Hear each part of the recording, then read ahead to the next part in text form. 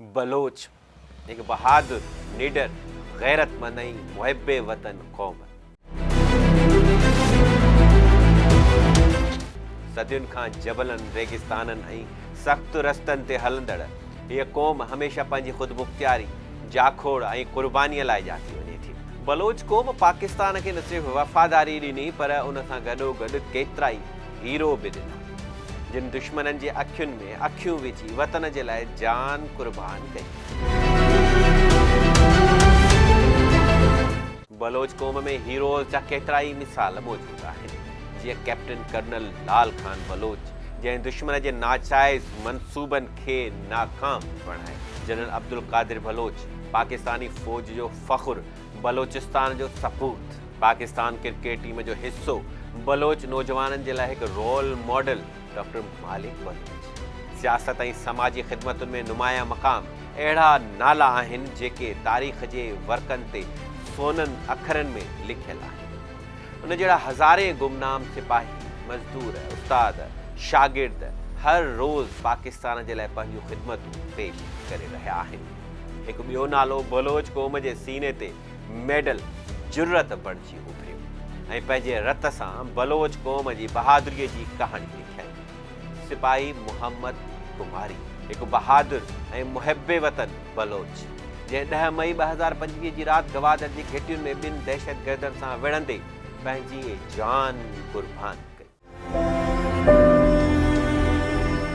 सिपाही मोहम्मद कुमारी गवादर जो रहवासी हो।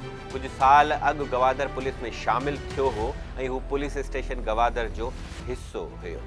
10 मई जी राति हू बिलाल मस्जिद नेगोरी वार्ड जे इलाइक़े में हथियार ऐं बुलेट प्रूफ जैकेट पाए सिक्योरिटी ड्यूटी ते मुक़ररु हुयो। सिपाही मोहम्मद कुमारी राति जो थोरे फ़ासिले ते कुझु माण्हुनि जी चुरपुर महसूसु कई, जिन ओचितो 2 ग्रेनेडूं हिकु इमारत ते उछलायूं। हिन इलाइक़े में कुझु गैर मक़ामी माण्हू बि रहंदा हुआ।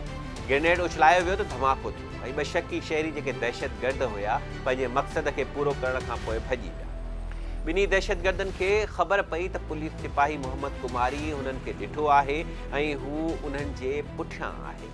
जॾहिं कुमारीअ महसूसु कयो त बुलेट प्रूफ जैकेट सबबि हू तेज़ीअ सां डोड़ी नथो सघे त दहशतगर्द हिन जी पहुच खां परे थी वञी सघनि था, त हुन बहादुर सिपाही पंहिंजी जान जी परवाह न कंदे फौरी तौर ते बुलेट प्रूफ जैकेट पंहिंजे जिस्म तां लाहे उछली ऐं दहशतगर्दनि जे पुठियां डोड़णु लॻो।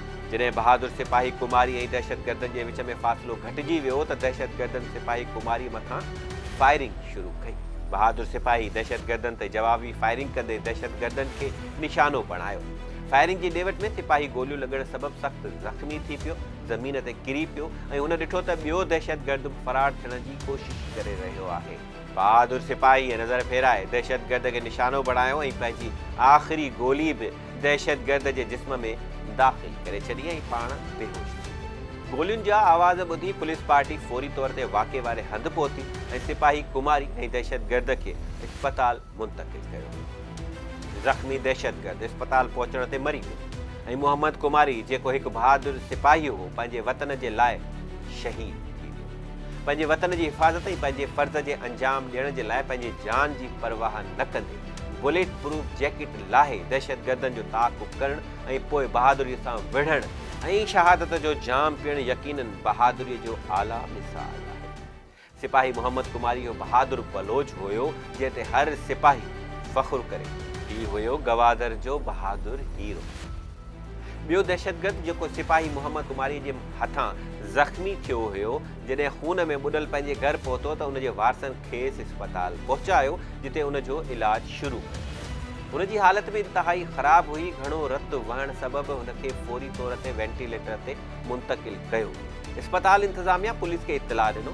पुलिस फौरी तौर ते इस्पताल पहुती, ज़ख़्मी दहशतगर्द खां पुछा ॻाछा कई ऐं दहशतगर्द जे पीउ खां वाक़े जा समूरा तफ़सील मालूम कया।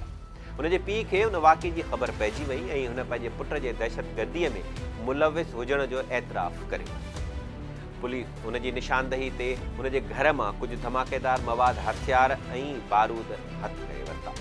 ॿियो दहशतगर्द बि कुझु कलाकनि खां पोइ मरी वियो। शहीद पुलिस एहलकार सिपाही मोहम्मद कुमारी जी जनाज़े जी निमाज़ 11 मई ते अदा कई वई, जंहिंमें आला फ़ौजी आफ़ीसरनि, सिविल एहलकारनि ऐं पुलिस ऑफिसरनि शिरकत कई।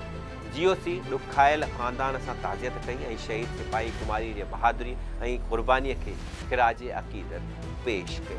सिपाही मोहम्मद कुमारी जी शहादत उन ॻाल्हि जो सबूत आहे त बलोच वतन अज़ीज़ जी हिफ़ाज़त जे लाइ न कॾहिं झुकियो आहे, न विकियो आहे, न ई कॾहिं पोइते हटियो आहे। जॾहिं पाकिस्तान जी ॻाल्हि अचे थी त बलोच क़ौम पहिरीं सिफ़ में नज़र अचे थी। हीउ बलोचिस्तान आहे, पाकिस्तान जो फ़ख़्रु, पाकिस्तान जी दिलि। बलोचिस्तान ज़िंदाबाद, पाकिस्तान पाइंदाबाद।